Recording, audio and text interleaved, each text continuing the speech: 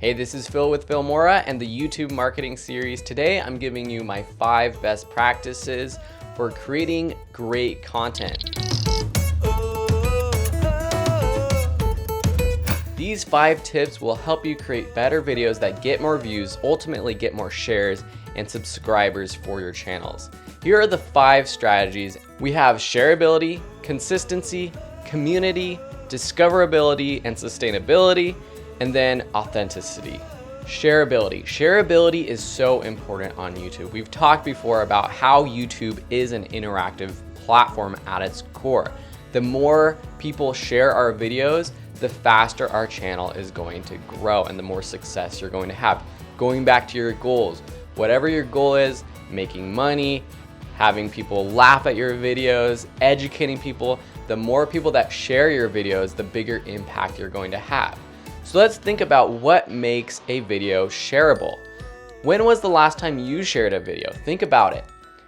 What was it? Was it funny? Was it emotional? Was it sad? Was it horrific? Was it really intelligent? Was it thought-provoking? Thinking about why you share videos is going to be very beneficial because you're creating videos for an audience that is similar to you. Yes, you want all kinds of people to be sharing your videos, but at your core, your true fans are going to be somewhat similar in personality and in topic to you. So why you share videos is an important thing to consider. There are 3 ways to make your videos more shareable. 1 is by creating topical videos.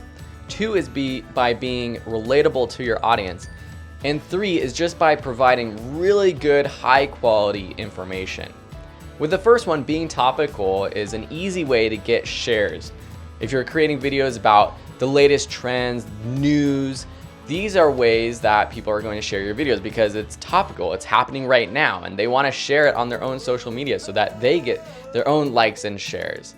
So that's why you see a lot of videos streaming on your Facebook stream or Twitter stream about what's going on right now, about newsworthy topics. The cool thing about this is that it's easy to get shared, but the hard thing is that you have to be on top of the game. You have to be on it all the time. And so creating content that is very topical, while it gets shared right away, it doesn't last as long as some other videos. And we're going to talk about sustainability later on. The next is being relatable with your audience. This goes back to being personable, not being fake, being real with your audience. If people can connect with you and they connect with the story you're trying to tell, they will share your story. So that's shareability. Let's talk about the next best practice, which is consistency. I mean consistency in a couple of ways. One is by thinking beyond the one-hit wonder, the one-hit viral video, creating series of videos and packaging those series into a playlist, uploading consistently. Uploading once a week or every Monday or every other Tuesday, whatever your schedule is, uploading consistently on a schedule, that will make people watch your videos more. They'll come back. If they like your first video in the series, they're gonna come back and want more. And once they're stuck watching, your 10th, 11th, 12th video in a series, they're gonna come back. That's why these daily vloggers who are getting so popular, the Casey Neistats of the world, are so popular because they post every day with such consistency that people literally get addicted to watching their videos. And for them, that's a great thing because they get a lot of people watching their content. The key is that posting more often, the better. If you can create more content more than once a week, that's going to be better, but you gotta stay sane. I mentioned in a couple videos before that you can't create so much content that it wears you out. You gotta figure out a schedule that works for you. For me, once a week is good for most of my channels. Aside from consistency in how often you create videos, being consistent in the way you present yourself and with your video style is important. Creating a graphics package with intro graphics or title cards or end bumpers or an intro bumper. These are things that you can do so that all of your videos look the same, they boost the quality, and people see that. On your channel, make sure that the consistency for the colors you pick, the titles you use, your channel art matches your own graphics if you have a website or another brand. Make sure that it's a fluid experience going from your website to your channel, using the same colors, the same fonts, the same graphics. This will just make you come off more professional than someone who just has these random videos and every video has different types of graphics. And people get attached to that because they feel like this is normal. They'll watch all of your videos, they see your graphics, and it becomes familiar with them. And that's a good thing. So that's consistency. The third best practice is community. Are you building a community with your videos? You hear me talk about this so much, but interacting with your viewers to help them become fans is so important for a growing channel. So are you speaking directly to the audience, to the camera in your videos? Are you calling out to them? Literally, one thing you can do is call out specific people who comment on your videos, people that watch your videos all the time. In your videos, it's good to be conversational, to not feel like you're talking down at people, not to be standoffish, to just talk like we're having a friendly conversation. I know it's awkward, especially if you're one of the people that's making videos, talking head videos direct to camera. It's hard to look at the camera and be like, hey, that's my best friend there and I'm gonna chat with them. But that's something that we learned in television broadcast school. As a journalist, you gotta look at the camera and act as if it's your friend talking to them. And this will help you in all kinds of videos. Educational videos, it helps you to teach better. Inspirational videos, when you're telling sad stories or emotional content, it helps to treat the camera as a friend. So involve your audience in your videos. Answer questions, not only when people post questions in the comments, but also if people ask questions in the comments, you can reply to them in the video itself. Also, prompt people to respond to you. Prompt discussion. Ask questions to your audience. And again, not just, hey, how's it going? What do you like about this video? But if you're making a video about a specific subject, ask a specific question that will make people think and make people respond to you in the comments below. So these are some ideas for building community with your videos. The fourth best practice is discoverability and sustainability. I've put these two together. First, let's talk about sustainability. Will your videos last? Are they just on a trending topic that after a day or two, they're not going to be relevant and people who watch them will click away and won't share?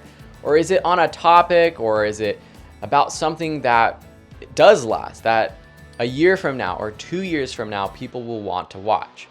This is how you build a channel that has videos that get consistent views. I would rather have a view graph that looks like this than one that goes like this. Doop, doop. So some ways to do that are by creating videos that are educational, that are inspirational, not just on trending topics. You know, we talked about earlier about creating videos that get shared, and creating videos about trending topics is a way to do that.